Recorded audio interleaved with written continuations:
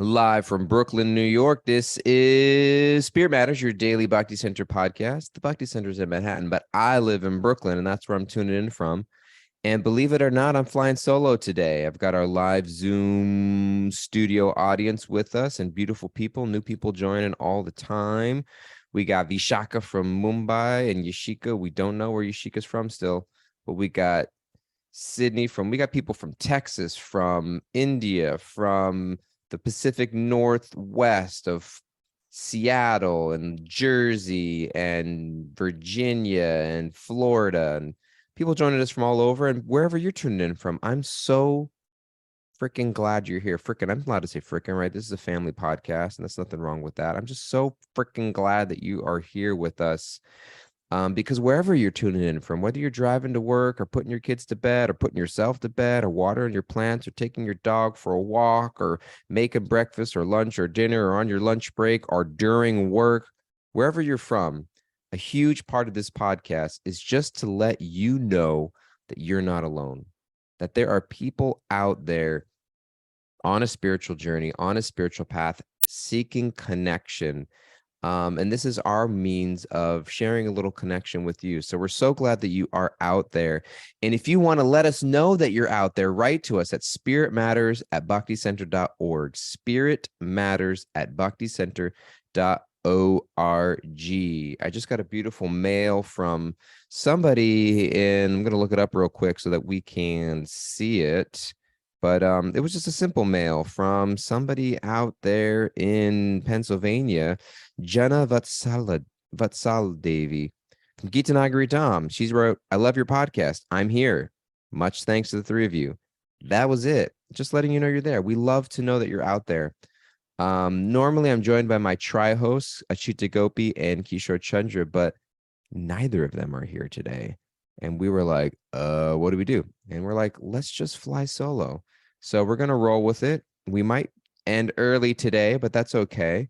We read from the Bhagavad Gita every day so that your spiritual connection isn't just listen to us blabbering out stuff, but that you actually get some real spiritual substance. And we've been reading from the second chapter of the Gita. We are closing in on these final verses of the second chapter of the Gita. If you're new to our podcast, we started all the way back at verse 1, and we're making our way through verse by verse. We usually read one verse in an episode, and sometimes a couple, depending on the nature of the verses. And we're in this beautiful section as we're starting to round out the end of the second chapter of the Gita. The Bhagavad Gita is this seminal text on Vedic wisdom. And in fact, on December 3rd, is Gita Jayanti. Gita Jayanti is the anniversary of the day that the Bhagavad Gita was spoken. It's going to be on a Saturday, so we won't have a podcast episode that day, but we can celebrate it leading up to and afterwards. But this book was spoken 5,000 years ago in a place called Kurukshetra, the battlefield of Kurukshetra, which was on a battlefield. And that battlefield in many ways signifies the battles we face every day. And there are so many battles that rage within us, internally and externally. The battles we face in our families, in our work life, in our, you turn on the TV today, at least in New York City, and it's just like, I think there are more political ads this campaign than ever before. We should look up a statistic on that. Midterm elections are happening here in the United States, and it's just like ad after ad after ad after ad. And the majority of the ads are all just telling you, there's very few ads that tell you about how wonderful the candidate is that's running. They're mostly about how terrible the opposition is and everything bad about them. And so, but still, like, we live in there's battles raging politically, there's battles raging in just so many places, and there's battles raging within about what's the right thing for me to do. What's the right thing for me to do in any given situation? I think that's the hardest question we ever ask ourselves. And it's the main question we constantly ask ourselves. And the thing about that question of what is the right thing for me to do in any given situation, there's a lot of factors, because it starts with me. Who am I in this situation? Depending upon your relationship to the situation, it depends on what the right thing to do, because there is not always a universal cookie cutter, whitewashed right thing to do for everyone in the same situation. What's right for me to do in this situation may be different than what's right for you to do in this situation. Some of us, the right thing to do is to lean in, to roll up our sleeves, to get our hands dirty and trudge through the mud. And some of us, the right thing to do is to walk away, to create space, to let it be. Sometimes there's something that needs to be said, but it's not needed to be said by me. Or sometimes there's something to be said by me, but it's not needed to be said by me right now.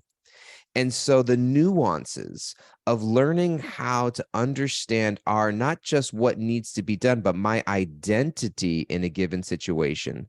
And to not let that, and here's where we're going to start and catch up with where we are in the second chapter of the Gita, but not let my ego drive the decision, not let my senses drive the decision, my insatiable lust, and not just lust as like a sexual avarice, but like our senses are described in Vedic ontology of breaking down all the elements of that exist in the world. My sense of touch, my smell, my sight, my mind, the need for my mind and senses to grasp on and feel some satiation of things. I sent a picture on our WhatsApp group. If you want to get in our WhatsApp group, write to us at spiritmatters@bhakticenter.org. I sent a picture of my freezer to everybody so they can see just how many popsicles I've got in my freezer. And there's quite a few of them because I sit down at the end of a long day and I'm just like, I just need a popsicle. And the reality is, I don't need a popsicle. I need comfort. I need reassurance. I need relaxation. I need relief. And the story we tell ourselves is that the popsicle is going to give it to us. The drink's going to give it to us. The second season is going to give it to us. You know, a sexual encounter is going to give it to us. Ordering out and is going to DoorDash is going to give it to me.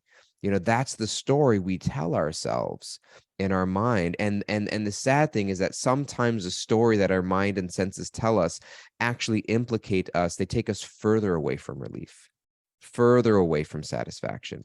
They create increased levels of anxiety and isolation and loneliness. And so this battle of the Gita, it's a genuine battle. There's a place called Kurukshetra, and I just heard in the chat here that Yashika is coming from Kurukshetra, although Vishaka is the one who said that. So I don't know if she's speaking for, Yashika said, yes, thanks so much. We have a live audience here, and Yashika saying, yep, Hare Krishna. She's tuning in from Kurukshetra.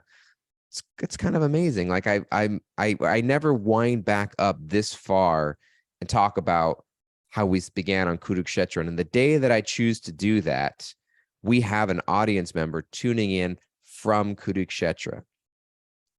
So anyways, thank you for tuning in. There's a place, Kurukshetra. So it's an actual battle, historical, that took place. It was a civil war, it was a fratricidal war. It split up an entire dynasty that existed for generations. But in addition to it being that actual war, it's also symbolic of the war, the battles that rage within each of us. And Arjuna, who's the main character, is asking, what's the right thing for me to do? And Krishna responds by saying, before knowing what the right thing for you to do is, you need to understand who you are. And you are not a warrior or a soldier or a father or a brother or a political leader or a handsome man, although he is described to be quite handsome. You're not any of those things. You're not the best archer, although he was the best archer. Those aren't the real you. The real you is Satchidananda. Dehi nosmin yata deme komaram yavaram jara. That just like our bodies are constantly changing from childhood to youth to old age, from successful to failure to rich to poor, and up and down and all around in the carousel of the material world, there's the soul that is experiencing all of that and is beyond that. And when you realize that spiritual soul, that spark within you, you start to move through life differently. You start to see things differently. You start to respond to things differently. And that's the question that Krishna asked Arjuna. How does somebody in this spiritual consciousness engage with the world? Because that's the important thing that we have to take away here, is that when Krishna gives Arjuna spiritual information about his eternal identity beyond all the material falsities.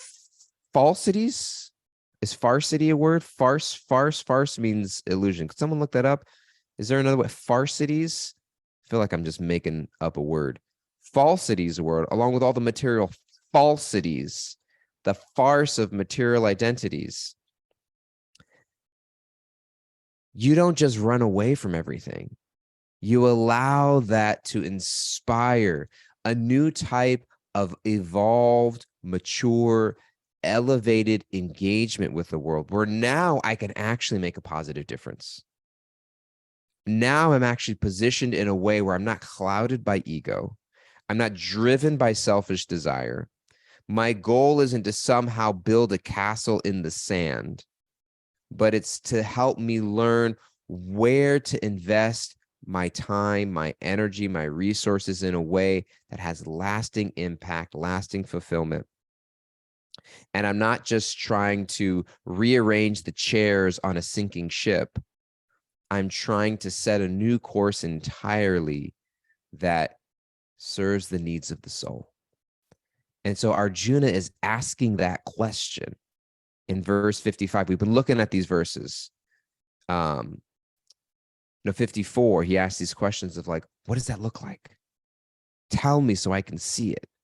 And then our Krishna gives all these beautiful answers about how somebody responds to life from a spiritual platform. And then he starts talking about being careful about where we let ourselves get absorbed.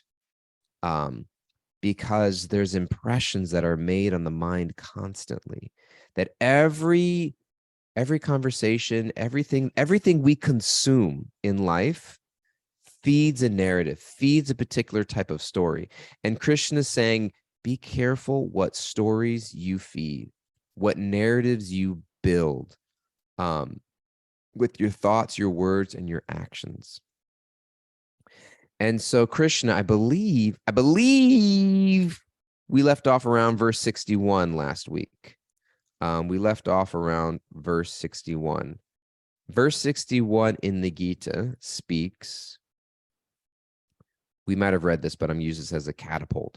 One who restrains their senses, meaning keeping them under full control, meaning I'm constantly pulled in a million and one directions, and life is pulling me in a million and one directions. Instagram, news feeds, social media, family responsibilities, work, desires, pulling me in a million and one directions. One who's able to restrain that pull and not just be dragged here, there, and everywhere. Anyone ever feel that way? Everyone just feel exhausted. Like you're extremely busy, but you don't know what you're getting done. And it's like, I'm so tired, and you don't even know why all the time. Or you feel like you're constantly on the run, but never quite getting anywhere. Because we're not directing our own life where we want it to go. We're just responding to the incessant pull and call of the mind and senses. And it's such a huge distinction to make early on in the Gita that I'm not my body, I'm not my mind, I'm something beyond both of them. So Krishna says, one who can restrain their senses, keep them under full control, but it's not just the restraining game. He says, and fixes their consciousness upon me, capital M-E, on Krishna, on divine source, on supreme reality, is known as a person of steady intelligence. So we learn that both are required.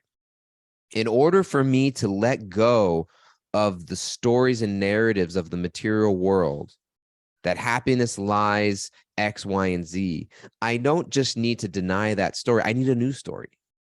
What's the new story? Where can I invest my energy? Because we are built for love. We are built for service. We are built for engagement. We are built for interaction and relationship and connection. And so to just tell me that happiness is not over there, it's not enough. I need to know where it is. And so Krishna is saying, it's right here. It's with me. It's with divine connection. It's with going, it's by going within. And then from that place, you can actually engage outside yourself in the world from a mature, grounded place when you know where to fill your cup. So verses 62 and 63 are quite beautiful. Krishna says, verse 62, second chapter, Bhagavad Gita. while contemplating the objects of the senses. I'm going to break down these terms for you. A person develops attachment from them. So contemplating, while absorbing my mind, while meditating, while fixating myself. Ever spend a lot of time with someone that you don't like in your mind? Ever spend a lot of time speaking with somebody that you don't like in your mind? It's like, well, for someone that you don't like, you're certainly giving them a lot of real estate upstairs. And so Krishna is saying, be careful, because wherever you allow your mind to wander, you're creating attachment.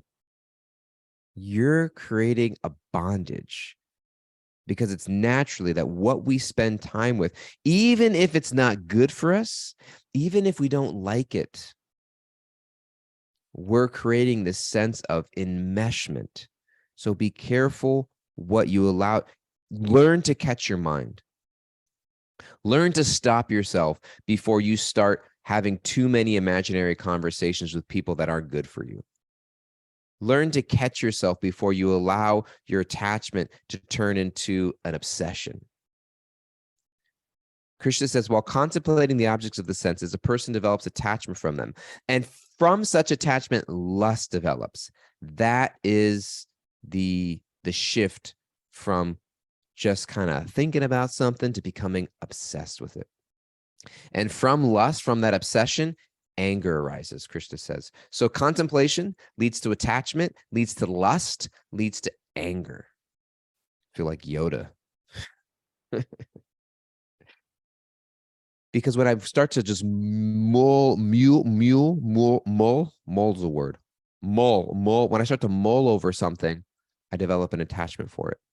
You start to think about something. You start to think about that job. You start to think about that residence. You start to think about that person. And all of a sudden you develop an attachment. And that attachment becomes a lust. It becomes a avarice. It becomes an obsession. And then anger. How do we make the shift from anger? Because anything in the material world falls into one of a few categories. Either one, I feel like I need it, but I don't get it. I don't get it. And it makes me angry that I don't have. Anybody think they don't have what they want? Don't have what they need? They're looking at something. What is it? There's almost like a $2 billion Powerball lottery in, I don't know, it's New York or America. People want a certain level of wealth, a certain level of comfort. What was that Jay Giles song? Love Stinks. Anybody hear that song, Love Stinks? He loves her, but she loves him, and he loves somebody else. He just can't win. And so it goes round and round, this thing they call love. He loves her, but she loves him, and he loves somebody else. You know, I want the girl, I want the guy, I want the job, I want kids. I want a family. I want security. I want a bigger house. I want whatever it is. And then I don't get it. And I feel devoid. And I'm angry that nothing ever goes my way, that life never works out for me. I turn on so what do? I turn to my friends' social media. And I look at all the perfect lives of everybody else and all the beautiful things that everybody else has. And I start to go back to this place of lack. So I don't get what I want. I become angry. Or I get what I want, but it's not what I thought it was going to be. He's not the man I married. She's not the woman I thought she was. This job isn't what I thought it was cracked up to be. Having all this money still leaves me with this sense of whatever. And we realize that I got what I wanted, but it turned out to be something different, or it doesn't satisfy me the way that I thought it would. Or I get it. It's great. It seems great at least, but it doesn't last. It goes away. Natural disaster hit, cancer hits, the pandemic hits. Something comes in the way. Everything is ultimately ripped away from us, even if it's not till the time of death. So we don't get what we want. We get what we want, but it's not what we thought it was. Or we get what we want. It seems great, but it doesn't last. So that's how lust turns to anger, because the search for material happiness is a constant road to frustration. And Krishna continues in verse 63. Verse 62 and 63 kind of go together. Krishna says, from that anger, delusion arises. The word uses samoha. Moha means bewilderment. And from that bewilderment comes the loss of memory, the loss of the ability to think clearly. And when memory is bewildered, intelligence is lost. And when intelligence is lost, one falls down into the material pool. So the idea that when I become engrossed in anger, I'm all of a sudden, my ability to think clearly goes out the window. We have this term, cut your losses. You know, somebody's gambling and they're losing money and they can't walk away because they've become so obsessed with the need to get back what they've lost. I've invested so much, I can't just walk away. This relationship is toxic. I need to leave, but I can't because I've invested so much and I got to make it work, even though it may never work. And so when we invest so much into an idea of happiness in the material world, even if it comes back to bite us, and we see so clearly that it's not working, our ability to like ever observe somebody and everyone is clear that that's not good for them except for the person themselves. Everybody sees that they need to walk away. Everybody sees they need to quit that job. Everybody sees they need to like get out of that friendship or that relationship. Everybody sees that that hobby, that habit is tearing their life apart. But the person themselves, they don't see an addiction. They just see like, you know, a habit or whatever. The job's not that bad, or he's not that bad, or whatever. Because we're bewildered.